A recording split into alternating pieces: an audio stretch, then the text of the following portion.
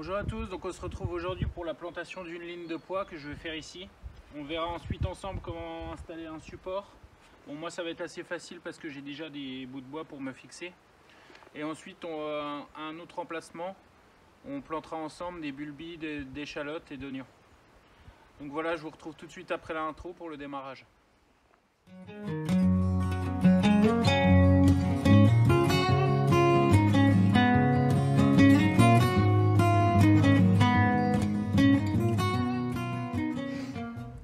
Donc dans un premier temps, un coup de grelinette. Bon là, j'ai pas beaucoup de profondeur de sol ici, il y a tout de suite des cailloux. Parce que je suis pas loin du bord là. J'ai pas trop bêché au tout début que j'ai fait le potager. Ensuite on met un coup de râteau pour niveler.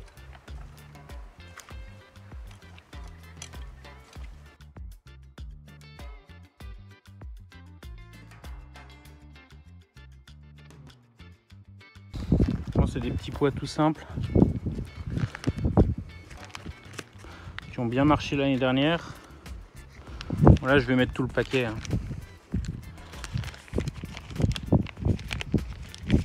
toute façon, on met une graine tous les 1 ou 2 cm. Voilà, et ensuite on sème nos graines. On répartit bien les graines.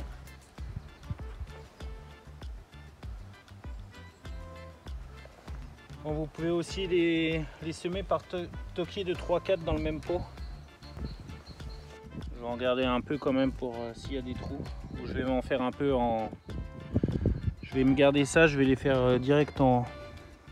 Je vais me garder ça de côté. Je vais les faire direct dans des petits pots que je mettrai si j'ai des trous. Voilà, ensuite on remet la terre.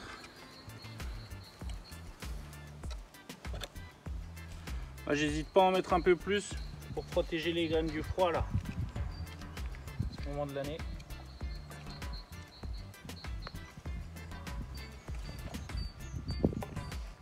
Voilà, donc une fois le semis fait, vous pouvez installer votre support. Bon, le mieux c'est de l'installer avant de planter, parce qu'on retourne la terre, on marche, on piétine quand on fait les supports, donc vaut mieux faire ça avant. Là je l'ai fait après parce que du coup je suis derrière la barrière. Donc j'ai pas trop besoin que ce soit propre, donc je coupe le poteau là à la moitié. Ensuite je viens visser mes poteaux, donc je les bloque là.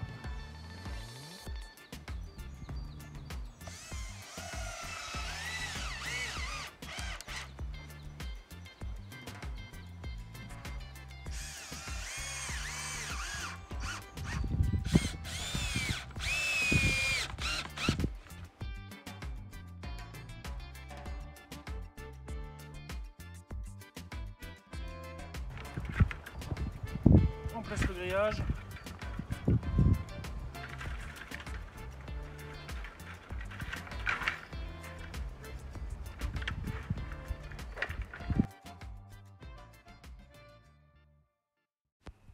Alors moi je le rentre sur les poteaux un cran sur 2 comme ça. Donc je mets une maille devant, une maille derrière et comme ça il est bien tenu sur le poteau. Alors on fait le même système de l'autre côté en tirant bien pour que le grillage soit bien tendu entre les deux piquets. C'est important pour éviter qu'il finisse par se pencher et à bâiller. Voilà, on finit les ajustements avec le tenaille en coupant quelques fils afin de le faire redescendre un peu plus bas sur les poteaux. Si vous êtes nouveau sur la chaîne, je vais vous demander de vous abonner, c'est juste en dessous. Voilà, donc je vous montre le support une fois fini. Donc en enroulant comme ça d'un côté puis de l'autre dans les mailles, ça permet de bien tendre le filet. Je l'ai accroché également avec 2-3 tortillons aux planches d'en dessous. Comme ça il ne baillera pas quand les plantes commenceront à monter. Et on voit qu'il est plutôt bien rigide. Donc il n'y aura pas de souci pour les fèves. Pour les pois, pardon.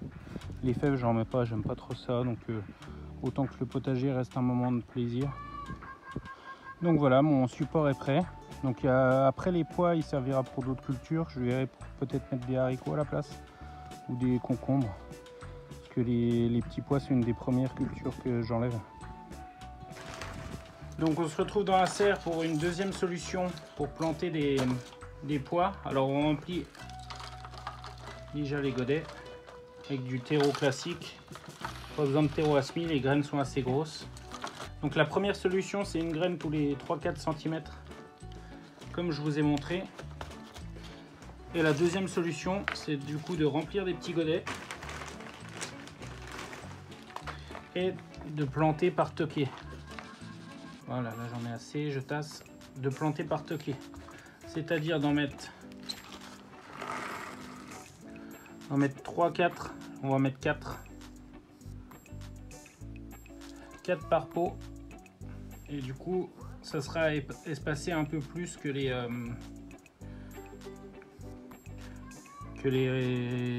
classiques. Voilà, du coup on remet un peu de terreau par dessus.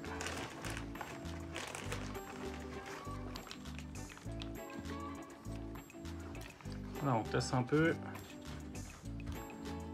Voilà, donc on les emmène dans le bac, on humidifie bien, et du coup pas besoin de les mettre dans une serre spécialement. Bon là elle est dans ma grande serre, mais les températures actuelles des après-midi suffisent à les faire germer. Donc après, une fois que ça sort, du coup il y a plus de graines, c'est plus dense de faire de cette façon. Donc il faut les planter tous les 15-20 cm à peu près les unes des autres. Là je vais m'en servir pour soit combler des trous, ou alors je referai une petite zone à un endroit si j'ai pas de trou dans ce qui est dehors. Voilà. Voilà, donc maintenant la deuxième partie de la vidéo. Donc je vais planter de l'oignon et de l'échalote. Donc on va mettre ça sur la zone là, entre les mâches, le muret, les betteraves et le muret. Apparemment c'est des bonnes plantes compagnes, donc on va mettre ça ici. Donc on va faire plusieurs lignes. Enfin on va déjà tout retourner, ensuite on va faire plusieurs lignes où je viendrai mettre les bulbes.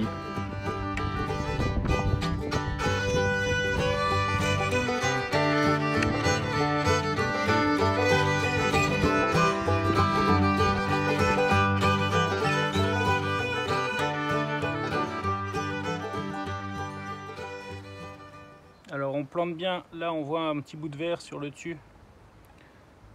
Il y a des racines en dessous là, c'est le petit bout brun. Donc on le met bien dans le sens là.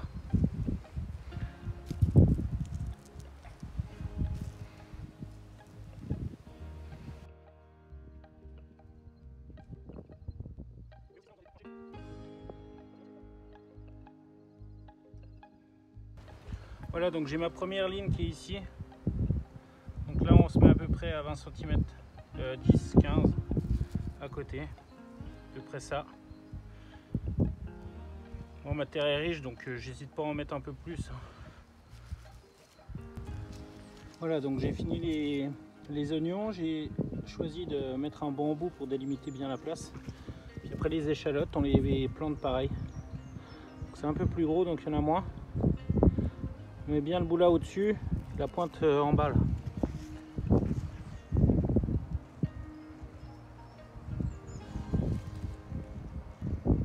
Là j'en ai moins.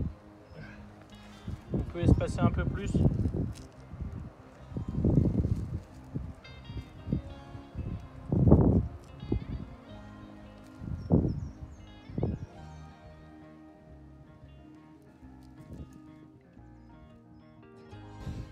Un petit coup de râteau pour niveler et enterrer le dessus. Soit pas directement à l'air. Voilà, donc ensuite j'ai délimité avec les baguettes de bambou. Et puis j'ai plus qu'à étiqueter donc les échalotes, la plus grosse zone parce qu'elles étaient plus grosses, et puis les oignons jaunes. Voilà, donc c'est pas la seule façon de faire, hein. Il y a aussi on peut se mettre en ligne, c'est-à-dire qu'on creuse une petite tranchée, on les dispose et après on rebouche la tranchée avec la terre qu'on avait au préalable enlevée. Donc voilà, donc si ça vous a plu, n'hésitez pas à liker la vidéo et à vous abonner. Voilà, donc je voulais également vous montrer où en sont les patates douces. Donc celle dans le verre a pris énormément, hein. Elle a presque des pousses de 50 cm. Ceux dans la bassine dans le bac ont bien pris. Il y en a une qui a pourri ici, que j'ai enlevé. Il faudra que je remette un peu de terreau pour combler. Mais sinon, tout a très bien pris. Hein.